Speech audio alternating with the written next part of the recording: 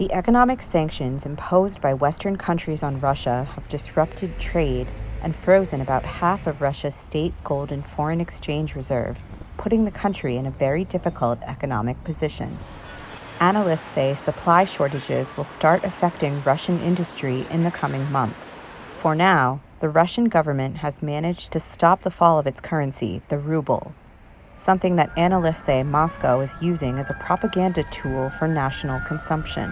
Well, first of all, Russia is trying to go around the sanctions in terms of the international banking sanctions, and it's also trying to prop up the ruble.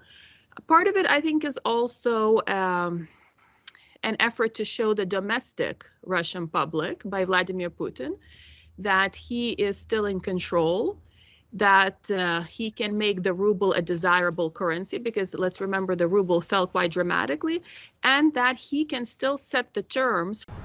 Russian banking authorities, under intense pressure since Russia invaded Ukraine, have warned from the outset of difficulties to come, a scenario of inflation and shortages that could intensify in the coming months.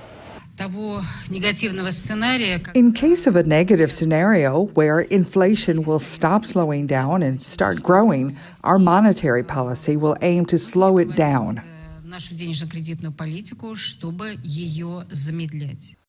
Europe's efforts to end its dependence on Russian energy imports poses a big risk for Moscow. Only recently considered impossible, ending that dependence is now closer than ever to becoming a reality. I think they can phase out Russian gas in a year or two. I think that's certainly feasible for every country within the European Union, and for a lot of countries it's feasible to make that decision today. Russian actions in Ukraine have caused it to be politically ostracized by other countries. The following months will determine if Moscow also becomes economically isolated. For the VOA Moscow Bureau, Elizabeth Chernev, VOA News.